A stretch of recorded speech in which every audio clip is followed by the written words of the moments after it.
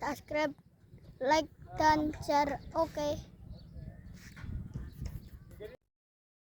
Maksud saya, ya sudahlah kita begini seperti yang saya ajarkan di sini, saya sarankan supaya orang itu tahu. Nah, ini namanya diroyah, apa? Makanya kata Imam Ghazali itu kalau kamu ingin sopan gampang melihat anak kecil, wa aqallu minni dzamban, dia dosanya lebih kecil.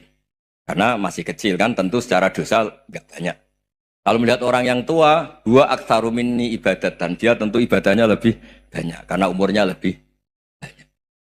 Sehingga terus semua orang lain tuh di depan kita itu hebat.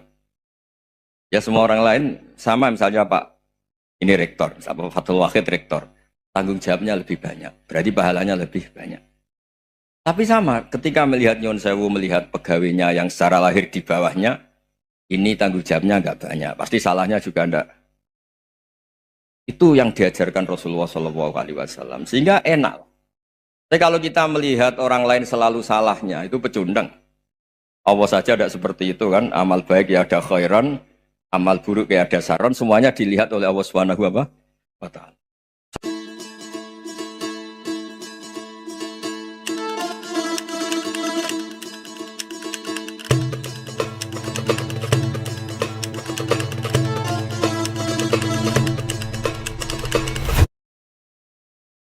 Saya pernah dicium sama orang miskin yang akut, miskin betul. Itu tak ajarin, Anda ini lebih hebat ketimbang orang-orang kaya. Misalnya gini, misalnya ada komunitas rektor atau kiai besar. Saya ini kata orang banyak termasuk kiai besar. Mungkin kalau pinjam uang itu karena mau beli mobil, aksesoris mobil, karena kita kiai top atau rektor atau orang-orang top. Kalau sesama orang miskin itu pinjem-pinjemannya itu urusan beras, itu urusan nyawa. Keren mana? Menyelamatkan nyawa sama aksesoris mobil. Nyawa. Jadi pahala kamu pasti lebih besar itu. Itu senengnya jadi orang miskin terus keterusan sampai sekarang. Oh itu, ya coba kalau menteri sama menteri, rektor sama rektor, kira-kira pinjamannya apa Pak Arso? Kan kalau mau beli mobil atau mau umroh VIP, pokoknya yang keren-keren. Kalau orang miskin pinjam karena apa?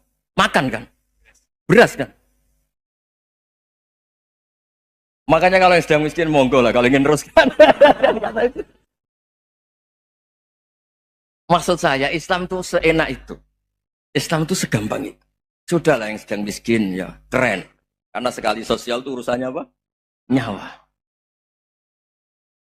Tapi kalau miskin semua ya Indonesia bisa tutup kan. Ya sudah yang kaya-kaya itu saya mengatakan Indonesia karena bayar pajak yang menjadikan Indonesia berjalan. Tapi ya dipakai yang benar. Nah, begitu seterusnya. Ada kiai miskin cerita ke kita. Terus enak jenengan alim, terus punya santri banyak, bisa ngajar di mana-mana. Saya bilang, hebat kamu. Dia hidup di daerah tertinggal. Itu yang diajarkan kan hanya tauhid. Kan nggak mungkin desa tertinggal baca fikih perbandingan madhab. Kan nggak mungkin. Oleh angka-angka Pak Fajar, Pak Sadali kan nggak mungkin. Fikih perbandingan apa? Madhab. Menyorot madhab dunia. Gaya angka-angka itu kan nggak mungkin. Tapi pertanyaannya, yang menyelamatkan masuk surga itu tauhid apa perbandingan madhab? Tauhid. Ini hanya mengajarkan fardu kifayah, sunat-sunat. Ini Anda mengajarkan fardu ain. Surganya dulu kamu. Oh terus senangnya jadi kayak gitu. Karena yang diajarkan apa? Tauhid. Sementara kita yang gaya-gaya ini ajarkan perbandingan apa?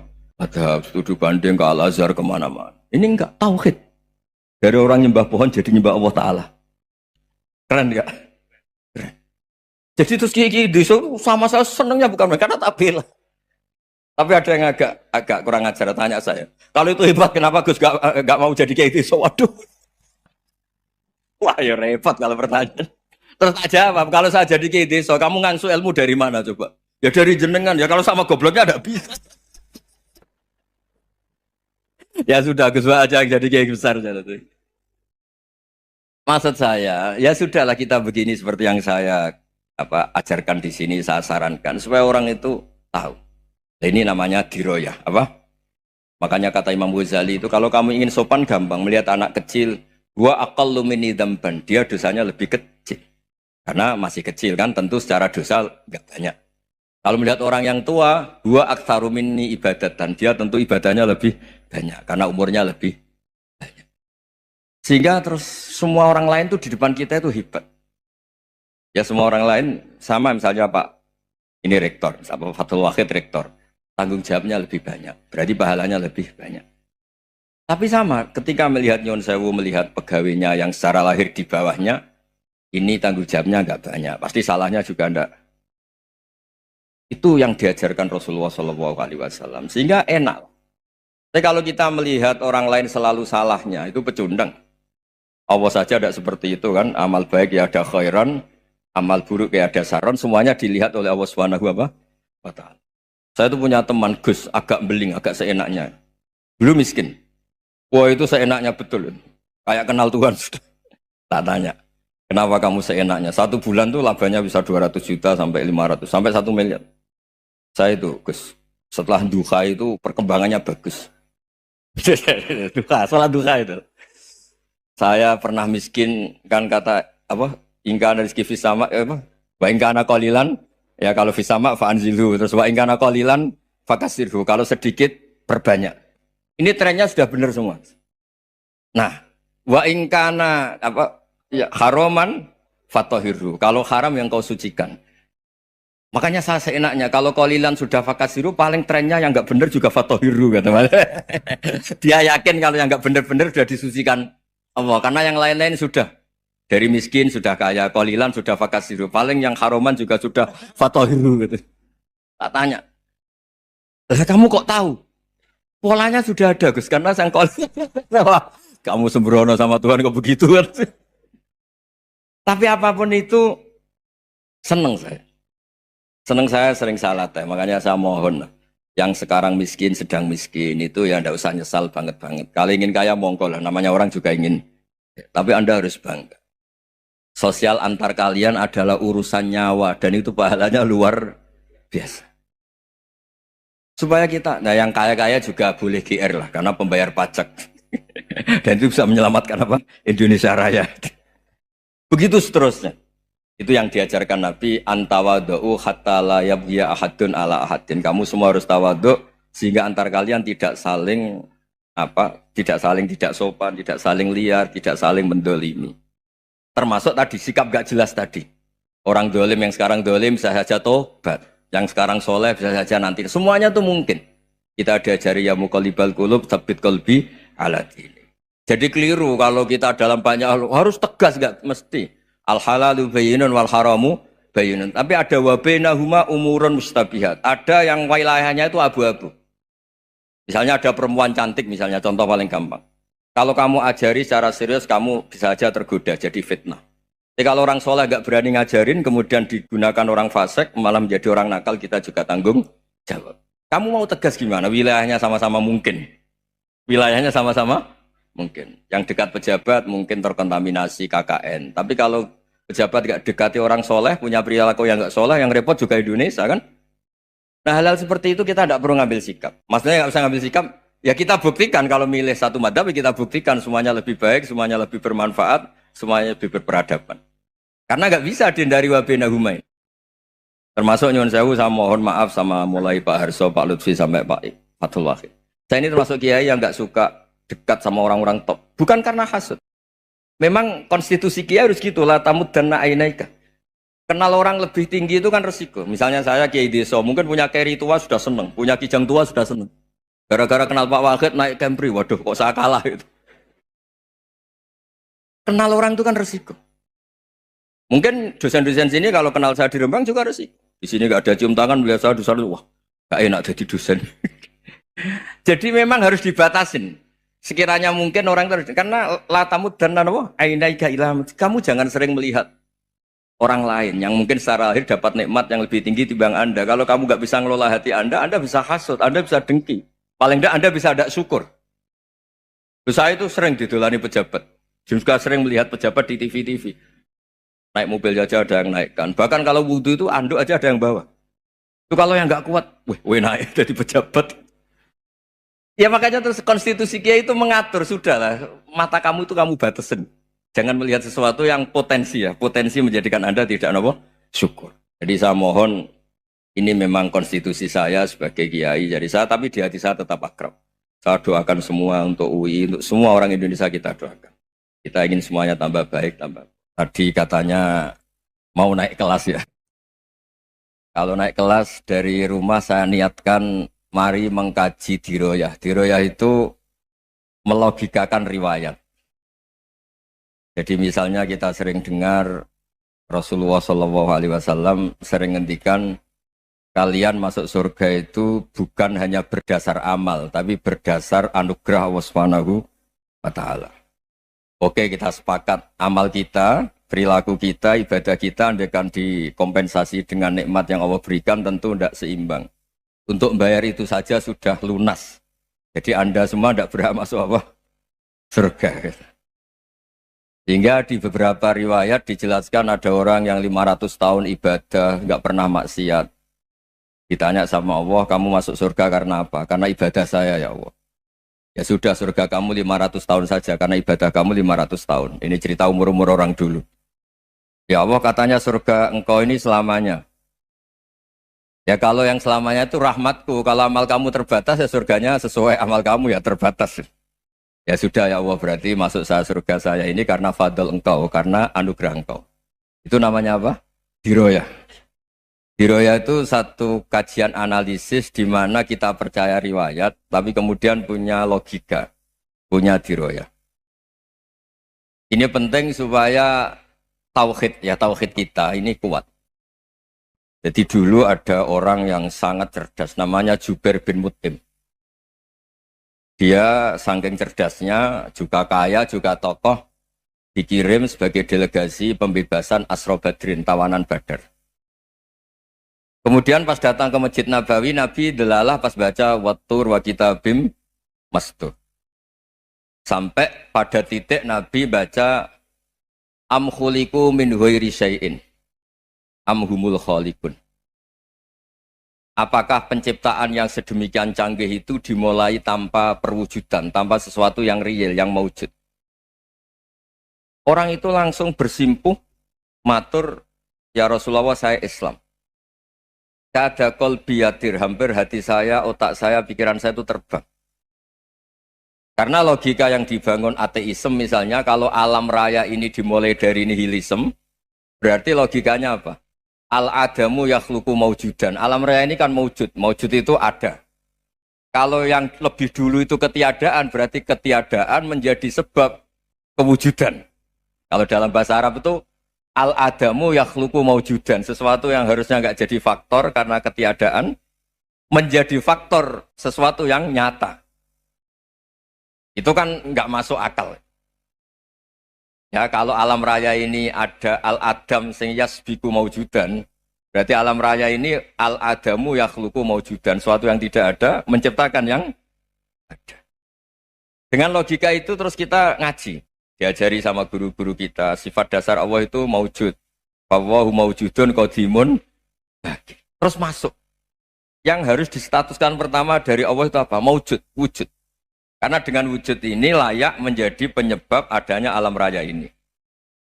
Sehingga ketika kita menolak faham nihilisme atau ateisme, faham tanpa Tuhan, tanpa pencipta awal, kita punya diroyah. Bahwa tidak mungkin ketiadaan ini menjadi sebab perwujudan alam raya ini. Yaitu amkhuliku min ghairi syai'in. Masa alam raya ini diciptakan tanpa sebab yang nyata, yaitu wajibil wujud. Siapa itu? Allah Subhanahu wa Ta'ala. Begitu juga menyangkut sholawat. Orang boleh beda pendapat tentang redaksi sholawat. Ada sholli ala Muhammad, ala Sayyidina Muhammad, Nabi Muhammad. Monggo lah, masalah redaksi saja. Tapi setelah dianalisis, Nabi itu Pak Rektor, jadi Nabi setelah Nabi Isa saking dihormatinya sampai dituhankan. Juga jadi Nabi yang ada cerita masih hangat, orang Yahudi itu bunuh Nabi. Jadi yang satu mendudukkan Nabi sedemikian tinggi sampai kayak Tuhan, yang satu menjatuhkan Nabi sedemikian rendah sampai dibunuh. Kayak apa susahnya jadi Nabi Muhammad SAW. Kemudian dengan gampang, Hadaddin agama ini bikin syariat yang bernama sholawat. Redaksinya monggo lah sesuai tradisi masing-masing. Allahumma sholli ala Muhammad, Allahumma sholli ala Sayyidina Muhammad, ala Nabiyina Muhammad, monggo lah. Tapi yang jelas redaksi ini kalau di diroyah dikaji, Allahumma itu Tuhan, Tuhan itu pemberi. Wa Muhammadun wa in jalla qadruh abdun min ibadi. Muhammad apapun tinggi derajatnya tetap berstatus hamba. Sehingga agama ini terjaga oleh sighatus sholawat. Agama ini terjaga oleh redaksi sholawat. Yaitu Allah tetap pemberi sebagai Tuhan yang enggak tersaingi, la syarikalah. Rasulullah Muhammad wa in jalla qadruh, apapun prestasinya, bisa mi'raj, bisa apa saja, tetap seorang hamba yang butuh muhtajun ila rahmatih. Jika redaksi Allahumma sholli ala Muhammad ini mengukuhkan yang Tuhan tetap Tuhan, hamba pilihan tetap hamba pilihan. Tentu dengan redaksi ini kemudian kita mendudukkan Nabi benar-benar posisi terhormat. Yaitu orang yang paling berhak dapat askat tahiyat, mendapat penghormatan Allah paling tinggi, yaitu Rasulullah Muhammad SAW. Dan itu diulang-ulang oleh Allah. Subhanalladzi asra bi'abdi. Status hamba ini diulang. Lagi-lagi ini bernama diroyah. Bernama apa?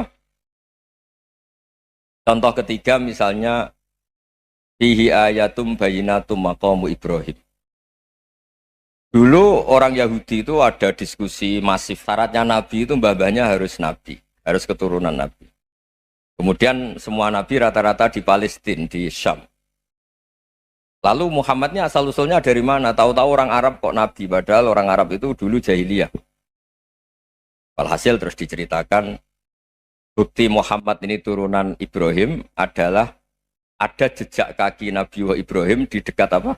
Ka'bah. Fihi ayatum bayinatum maqamu Ibrahim. Kalau Nabi Ibrahim pernah di Mekah, artinya beliau pernah meninggalkan turunan yang di Mekah. Yaitu bernama Nabi Muhammadun sallallahu alaihi wasallam. Itu disebut fihi ayatum bayinatum maqamu Ibrahim. Nah, itu namanya diroyah. Diroyah itu satu perilaku keseharian kita beragama, kemudian tahu logikanya. Yang keempat misalnya, mangkana yu'minu billahi wal yaumil akhir fal yukrim apa? Jaro. Orang yang iman karena Allah dan Rasul, maka memuliakan tetangganya. Andaikan pakai hukum sosial, tentu kalau tetangga kita baik, kita baik. Kalau kurang baik, kok kurang penggawean kan gitu. Tapi dulu itu pernah ada seorang ulama itu dibully ya, dikerjain sama anak muda tetangganya. Pak Kiai datang ke rumah saya. Orang ini datang. Kemudian setelah di rumahnya, saya tidak jadi butuh sama Pak Kiai, silahkan pulang. Itu Kiainya senyum menikmati. Dan itu terulang 3 kali. Dibully seperti itu, dikerjain terulang 3 kali. Lalu tetap Kiainya tuh asik, seneng sekali. Lama-lama muda ini tanya, kenapa engkau tidak tersinggung? Padahal saya kerjain sampai 3 kali. Tak undang, terus tak suruh pulang. Tak undang, tak suruh pulang. Kata Kiai tadi, yang memerintahkan baik sama tetangga itu Allah. Jadi saya nikmati ketika bisa baik sama Anda. Tidak ada urusannya dengan perilaku Anda yang menolak saya. Nah itu terus kita tahu, memang motifnya kita baik sama tetangga karena iman sama Allah dan Rasul, bukan hukum kompensasi sosial.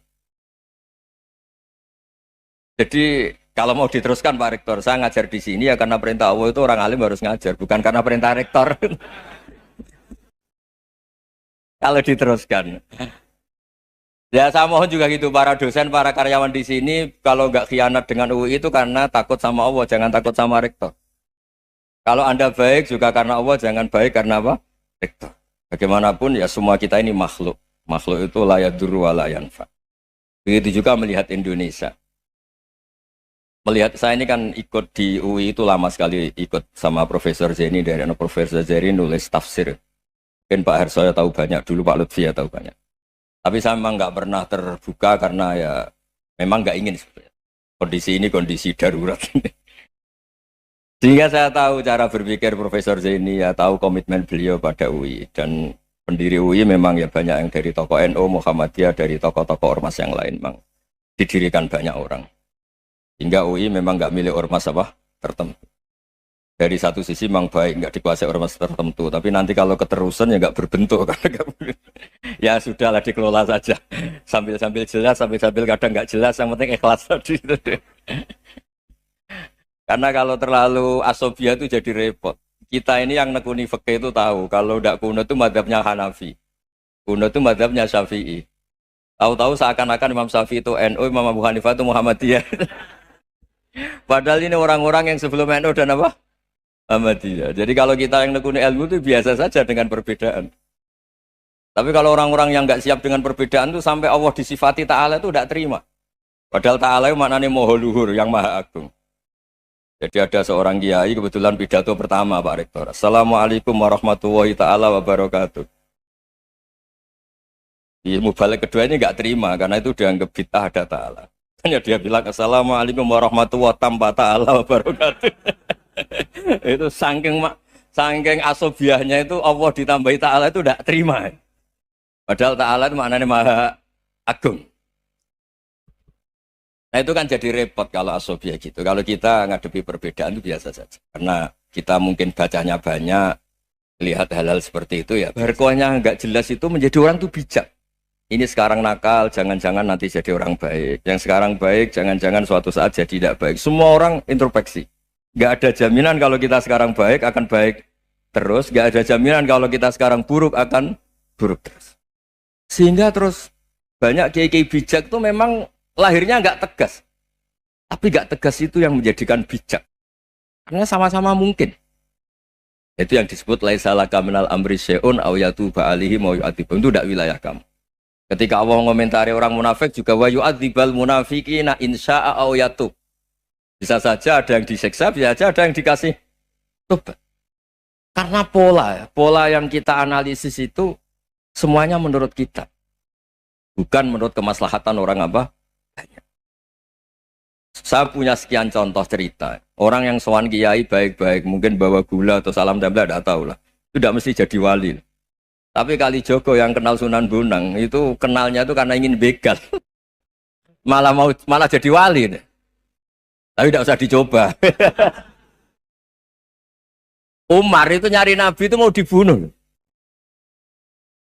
Tapi malah tobat jadi orang baik. Jadi ini penting ngaji ya supaya tidak tegas itu, tidak jelas itu kadang baik. Nah termasuk saya juga termasuk dia yang milih tidak jelas. Saya sering gojlok ini, Fajar Hadili ini murid-murid saya sering saya gojlok. Kalau semua sistem pendidikan kayak kampus, kayak UII, kayak UIN semuanya, itu sistem yang bagus karena tertib jam kuliahnya jelas, mata kuliahnya jelas. Kalau di pesantren itu Pak Arso itu nggak tertib, tapi justru itu enak ketemu di jalan orang berani tanya. Nah, ini kalau mbak-mbak misalnya menstruasi, mau belajar haid nunggu semester berapa baru tahu. Itu bisa sekian tahun nggak sholat karena nunggu pelajarannya baru diterangkan. Mau haji juga gitu, nunggu mata pelajaran haji. Kalau nggak jamnya, nggak mau dosennya ngajarin. Nah, kalau kiai kan nggak ketemu di jalan, tanya dijawab. Jam berapa juga dijawab. Artinya Indonesia itu berkah, ada sistem kampus yang tertib. Ya semoga termasuk tertib gajinya. Tapi tertib gajinya itu juga sebenarnya rugi. Saya sering ada pegawai negeri Gus, tolong doain saja di PNS enak jadi. Gajinya tetap. Kata saya nggak mau kalau gaji saya tetap. Kok bisa Gus enak tiap bulan mesti dapat gaji. Kalau tetap nggak naik-naik kata saya. Kalau kiai gajinya nggak tetap, tapi di atas yang tetap kata saya. Artinya Indonesia itu berkah. Kalau semuanya pakai sistem pendidikan setertib ini, orang mau tanya haid ya nunggu pelajaran haid. Bab haji ya nunggu pelajaran haji. Tapi kalau ketemu kiai itu enggak. Ya semuanya saya pernah di pasar, Gus mau tanya apa? Anak saya keluar darah terus gini-gini. Padahal biasanya haid hanya 7 hari gini-gini. Ya sudah kembalikan ke biasanya rudat hilal adat. Itu enggak usah sowan ke rumah. Juga enggak registrasi dulu, enggak daftar dulu. Ya ini enggak nyindir cerita saja. Supaya ini bukti koalisi beneran. Jadi saya yang kiai enggak tertib jam, koalisi sama yang tertib jam. Jadi kalau semuanya sistem kampus, nanti pertanyaan itu enggak bisa on time, enggak bisa setiap saat. Makanya Indonesia itu berkah. Kiai-kiai yang alim yang di jalan-jalan banyak. Juga kiai yang di kampus dokter-dokter fikih banyak. Yang nekuni ilmu umum ya banyak. Macam-macam. Itu masalah itu kalau saling mengadili itu baru masalah. Misalnya kiai ngeluh, enggak enak jadi kiai, enggak punya gaji tetap. Yang dosen ngeluh, enggak dicium tangannya. Karena memang unik Indonesia itu. Kalau guru fikih kok dosen itu tetap enggak dicium tangannya. Karena pikirannya anak-anak itu wong sudah bayar disuruh nyium. Itu kayak di alam sadar tuh gitu. Kalau kiai itu kan anak-anak gak bayar itu. Ya opanya cium tangan itu. Makanya kalau kiai-kiai tidak keramat bisa mati karena cium tangannya doang itu bisa mati itu kiainya. Ya ini cerita. Supaya saling menghormati, apa saling. Nah dulu itu perbedaan itu urusan sudut pandang. Ya saya ulang lagi, perbedaan itu sudut. Allah yang Tuhan saja sering didebat sama nabi-nabinya. Karena urusan sudut pandang apa? Saya beri contoh ya. Suatu saat Khalilur Rahman Ibrahim itu saatnya meninggal sama Allah, Israel disuruh. Israel itu Ibrahim saatnya meninggal, ambil nyawanya. Setelah datang ke Ibrahim, ya Khalilur Rahman Ibrahim, saya disuruh nyabut nyawa Anda. Itu Israel dipaksa mikir sama Ibrahim. Hal ra'aita khalilan yumitu khalilah. Kamu tahu orang yang mencintai kemudian bunuh yang dicintai. Itu logika agak benar. Akhirnya Israel kan nggak biasa debat, kan nggak dilatih debat, nggak pernah ikut lomba UI debat ilmiah. Dia taunya nyambut nyawa aja. Kembali ke Allah. Ya Allah, kata Ibrahim, hal ra'aita khalilan yumitu khalilah. Masa kekasih bunuh yang dicintai ya. Tapi kata Allah santai. Bilang ke Ibrahim, hal ra'aita habiban yakrahu ayyalqa habibah. Masa katanya dia cinta saya, kemudian ketemu saya tidak berani. Israel mater lagi. Logikanya gini, Ibrahim, masa yang dicintai sama yang ketemu yang dicintai nggak berani? Ya udah ketemu aja. Katanya yang meninggal itu. Artinya kamu bisa saja GR tidak mati-mati karena merasa dicintai, atau ingin mati karena mencintai. Nah, maksud saya hal-hal seperti ini orang UI pasti gak jelas. Katanya cinta Allah suruh mati ya nggak mau. Gak jelas kan? Dibilang gak cinta juga gak mau. Tapi dibilang cinta kalau ukurannya mati juga gak mau. Nah, tapi dalam banyak hal gak jelas itu penting, Pak Rektor. Penting sekali. Buatan guyon. Saya beri contoh sekian ilmiah, gak jelas itu penting. Rasulullah Shallallahu Alaihi Wasallam itu dalam banyak hal itu disuruh Allah, memang disuruh supaya ngambil sikap seperti itu. Karena Allah itu punya otoritas penuh untuk bikin orang itu baik atau tidak baik. Wahsy itu yang membunuh Sayyid Hamzah, orang paling dicintai Nabi, di antara yang dicintai Nabi. Qatalahu Wahsyun, dibunuh oleh Wahsy. Nabi secara basarnya itu nggak suka sama Wahsy. Sampai cara lahir ya ingin corong Jawa, ingin masuk nol. Tapi apa kata Allah? Laisa laka minal amri syai'un aw yatuba alaihim aw yu'adziba. Itu tidak wilayah kamu Muhammad. Malah Wahsy dikasih tobat sama Allah. Khalid bin Walid. Itu perang Uhud kalah itu karena ide brilian Khalid bin Walid. Pas itu masih panglima kafir. Yaitu pura-pura kalah, ghanimah dilepas, sahabat turun, pasukannya naik, walhasil orang Islam kalah. Khalid bin Walid akhirnya juga masuk Islam. Orang yang secara basariah Nabi itu gak siap. Kebalikannya juga ada. Sa'labah itu orang sampai dapat gelar Hamamatul Masjid. Ini pas ngaji mesti ingat. Salam. Dia di masjid terus. Setiap habis salam tuh lari karena istrinya nyuwun sewu masih berpakaian yang tidak pantas. Kenapa engkau terburu-buru pulang? Pakaian yang dipakai istri saya sekarang saya pakai. Ya pakaian sarung itu kayak Pak Rektor kan fleksibel. Ini khusus mau Ramadan. Tidak akan sarungan terus, gak usah khawatir. Jadi ini tadi sudah perjanjian. Saya yang kiai celananan, beliau yang rektor pakai sarung. Jadi, iya. Supaya itu barter madhab. Tapi hanya sekali ini aja, bukan. Jadi jangan diharapkan ini jadi tontonan terus-menerus. Dan ini barter madhab. Saya sama Profesor Kores juga sering gitu. Saya pakai sarung yang dihadiahi beliau pakai sarung yang dihadiahi saya. Memang itu tradisi Islam. Tahadau tahabu, kamu saling memberi hadiah maka kamu saling mencintai, bukan riswah, bukan riswah. Walhasil terus Sa'labah ini buat saya didoakan Nabi supaya saya kaya, supaya tidak sering ganti-ganti pakaian seperti ini sama istri saya. Jangan-jangan kamu miskin itu lebih baik, ngotot minta didoakan. Didoain Nabi kaya terus lama-lama ninggal sholat, ninggal jamaah. Itu Allah belum tersinggung. Yang mulai Allah tersinggung itu kan saya sering fatwa di mana-mana, sering memberi saran. Mumpung kamu miskin itu sering sedekah, karena kalau sudah kaya itu tidak bisa. Saya memberi analogi gini. Kalau saya masih santri miskin, punya uang 100.000, diminta guru saya 50 tak kasihkan, padahal itu 50%. Punya 2 kambing kurus, diminta guru saya 1 pasti tak kasihkan, padahal itu 50%. Jadi kalau punya sapi Brahman atau sapi limusin yang harganya itu 100 juta, punya 2, diminta 1 boleh enggak? Enggak boleh. Saya punya motor butut 2, diminta teman saya 1 boleh. Tapi kalau Davidson Harley itu nggak boleh. Nah, Walhasil itu kalau kita miskin, misalnya kita zaman kuliah atau zaman mondok atau zaman apa saja, punya uang 100.000, narik temannya sampai 50.000 kan biasa. Tapi setelah 1 miliar, berani nggak kamu kasihkan 500 juta? Sama-sama 50%. Enggak kan? Nah salabah gitu, ketika zakat masih per 40 kambing, satu kambing, itu sebenarnya kan masih ringan. 41, 82. Kambingnya itu sudah mabenal jabalen. Barang dihitung zakat karena sudah ribuan, jumlahnya sampai 400 kambing. Banyak lah pokoknya. Terus kata salabah, ini pemerasan. Karena jumlahnya besar. Allah tersinggung karena nabinya dianggap narik zakat itu dianggap khoros, dianggap pemeras. Allah tersinggung kemudian fa'aqobahum nifakon fi qulubihim ila yaumil. Dia ditegur munafik. Semenjak itu terus tadi kembali gak jelas tadi. Jadi kalau makanya itu pakar-pakar akhlak ya, pakar-pakar etika peradaban. Itu tertampar betul ketika Nabi urusan ilmu itu mengabaikan itu kalau sudah urusan ilmu. Misalnya begini, ada urusan ilmu. Ada mbak-mbak cantik atau ibu-ibu cantik. Itu dalam Islam itu diajarkan jangan sopan-sopan banget. Kata Nabi, karena kekuatan ilmu itu di atas kekuatan akhlak, di atas kekuatan adab.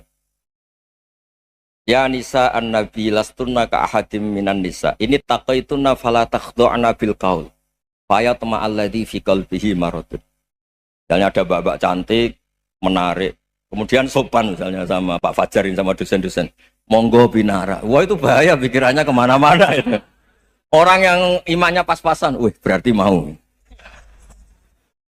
Maksud saya kalau cantik, menarik, ketemu di jalan, biarin aja dosennya mau kemana, biarin aja. Gak usah dihormatin. Kalau dihormatin, Pak mau kemana sadereno bisa bahaya ya. Nah, biarin aja. Kalau tanya, Dek ini alamatnya mana? Cari sendiri Pak. Karena hanya dengan cara itu, si Pak dosen ini gak kepikiran. Gak ada orang suka, orang kedus itu gak akan. Tinggal sudah cantik, sopan.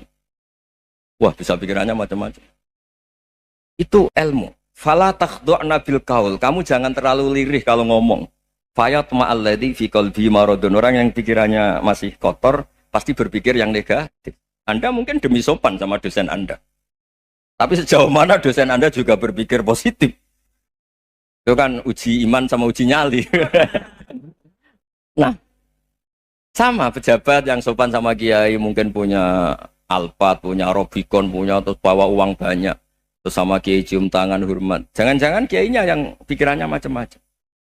Ini berarti bisa jadi muhibbin potensial misalnya. Nah, saya ini termasuk kiai yang pengagum ilmu. Sehingga saya sama orang yang medit, yang kikir sama saya itu saya senangnya bukan main. Kenapa? Karena kalau orang medit itu gak berhak. Kalau orang lomo 1 juta minta surga. 2 juta ya minta apa? Surga. Gus, salam template. 200.000 aja kadang minta surga. Tapi kalau yang kikir-kikir ya sudah salaman tok sudah. Gak minta apa-apa. Kan dia tahu diri. Oh gak bayar kok minta.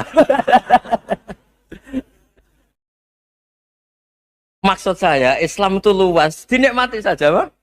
Dinikmati saja. Nah itu diroya. Maksudnya itu diroya. Diroya itu kamu tahu aturan Islam itu kamu harus yakin khairihi wa syarrihi minallah. Semua itu ujian. Tapi kemudian dikaji. Makanya saya ini termasuk pengagum Imam Syafi'i. Imam Syafi'i itu dikasih tahu. Tadi orang yang di depan engkau cium tangan hormat itu di luar ngomong-ngomong. Ngata-ngatain Anda. Imam Syafi'i tertawa-tawa sewenang.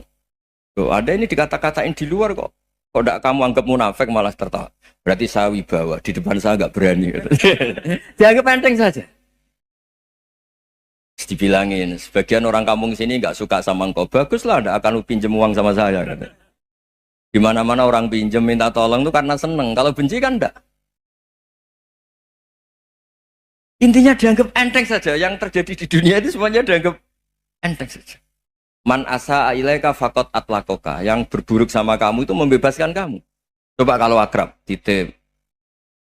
Ya misalnya akrab sama Pak Fajar. Bilangkan ke Pak Rektor, sangkap atau jadi guru tetap atau apa kan ribet. Kalau tidak cocok kan nggak minta apa-apa. Makanya hati-hati Pak Rektor sama yang akrab-akrab itu. Itu dulu saya juga nggak paham. Di antara wasiat Bapak yang sering diulang-ulang tuh itu. Suatu saat kamu jadi kiai, ngelola orang nggak seneng tuh gampang. Sudah, situ orang lain. Tapi kalau ngelola orang nggak orang seneng tuh repot. Mintanya aneh-aneh. 100.000 aja minta surga. Hanya teman tenis saja minta naik jabatan. Intinya itu ya sudahlah dikelola. Yang seneng ya berkah, mungkin teman berjuang, teman diskusi. Yang nggak seneng ya berkah, karena ini tidak minta macam-macam, enggak seneng. Nah itu namanya diroya. Diroya itu satu kajian keilmuan yang menjadikan kita ini nyaman dengan riwayat-riwayat panduan-panduan dari Rasulullah Shallallahu Alaihi Wasallam kayak tadi. Kenapa sih tentang baik sama tetangga, baik sama tamu? Hitung-hitungannya itu mangkana yu'minu billahi wal yaumil